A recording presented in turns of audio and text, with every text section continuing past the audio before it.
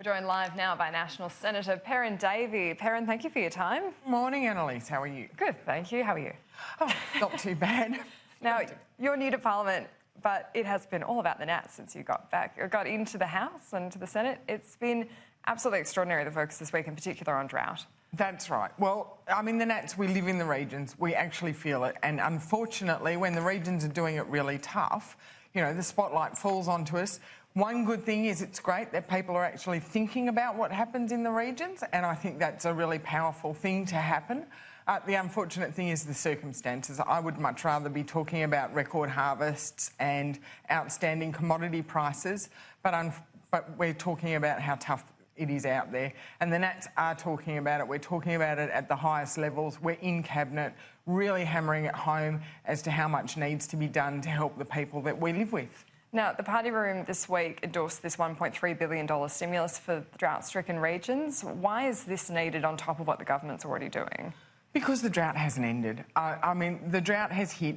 We started with support for farmers where when drought comes, it hits the farmers first, but then it moves from farmers to communities, communities to towns to regions, and the drought hasn't ended. It's really starting to bite, and it's the communities that know what they need to help them get through, and that's why we've put forward this proposal to have community-based committees who are identifying where the money will best help them survive and get through to the other side. We've had Labor on today saying that the government doesn't have a drought plan. Do you think that's fair?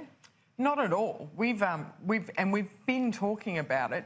It's very frustrating that people keep telling us we haven't got a plan. We've got a plan to support farmers first and foremost. We've got a plan to support communities, and most importantly, and what I'm not hearing from Labor, is a plan for the future. We've got the Drought Future Fund. We've got a line of sight going forward. We already put in place, before this drought hit, the farm management deposit schemes. That has actually helped people through this drought. We are now looking at, okay, are there other opportunities to develop a product like that going forward for agricultural industries?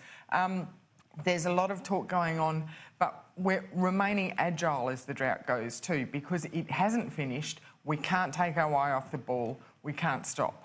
Do you think the government will support your $1.3 billion stimulus call? Well, according to the papers this morning, Cabinet and the Expenditure Review Committee are meeting next week. Drought is on the agenda. The Nats put it on the agenda. We're going to make sure that the discussion is had. If we don't get all of what we want, I can guarantee you we'll get something. Is the frustration from the Nats, as it's being reported, that you guys aren't getting the public credit for the drought response, but you're copping it when you're home in the regions?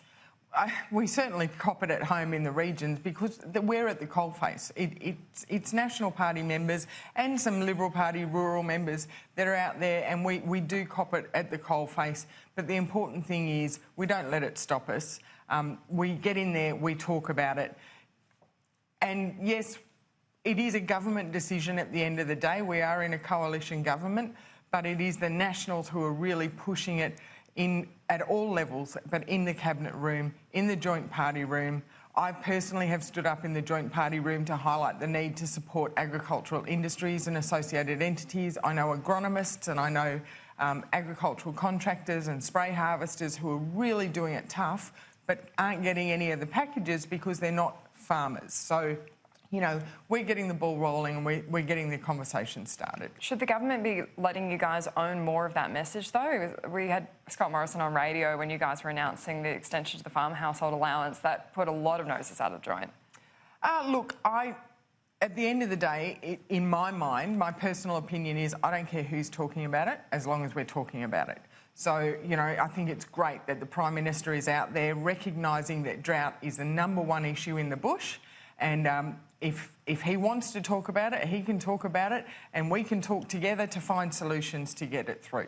Why has Bridget McKenzie been copping it so much this week? Is it just the female factor, or is it other concerns in the Nationals? Look, I think it is very frustrating out there at the moment, and we are feeling it at all levels. And for our lower house members who are out there and really doing the hard work with their constituents, it gets frustrating and it gets tough, and sometimes you feel like you're really pushing the barrow uphill. So I think it's just people sort of venting their frustrations without actually having a commitment to following through. The Dairy Code of Conduct, for example, we've been working on that for a number of years as the Nationals. We took it to the election as a commitment. We've been working on it ever since the election. Pauline Hanson started talking about it last week, and it's just an unfortunate coincidence that we were able to announce the exposure draft being released at the same time as Pauline started talking about it. So you don't think Pauline actually helped accelerate it? I personally don't think so, because I've seen the hard work that the Ag Minister, that Bridget McKenzie, has actually put into it. And I've been at multiple party room meetings where she has given us updates about how hard she's been pushing to get that drafting done so that we could get the exposure draft out, which we now have to consult on. But it has been consulted with industry, so it should be a no surprises exposure draft, and the consultation should be a smooth process. Well, that might be news to Pauline Hanson. Just the other story we've been reporting on is this reports that farmers are panic buying water, that the cost of purchasing reserves from the Murray River has risen nearly 25% in 5 days. You don't think that's quite right? Well, it is right in one section of the Murray. There are trading zones in the water market, and in one section below the Barmah, what's known as the Barmah Choke, which is a restricted trading zone, that's where all the plantations have gone in. That's where the almonds are, the olives are, lots of citrus, lots of permanent plantings, and that's where the prices have gone up. They're now trading at about $990 a megalitre, where other trading zones are still below $700. And some seem to be falling, so it shows where the demand is. It is a demand-driven market, but also because of the location of those plantations, they're restricted as to where they can get their water from. And just finally, it's your first Senate estimate, so you've been going through all the fun of that, and you've discovered some discrepancies with funding for regional arts. Look, I came into this place and I made a commitment that I'd look at everything with a regional focus, and I have an interest and a passion in arts, so I went to the arts estimates hearing and asked how many of the major performing arts organisations are based outside of capital cities. The answer was 0. So I asked how many arts organisations that have just recently been successful in getting 4-year funding grants are based outside of capital cities, and the answer was 0. So I have now asked the department to give me a breakdown of how much of our record $750 million arts budget is actually spent on organisations based outside of capital cities, and I will be fascinated to hear the answer.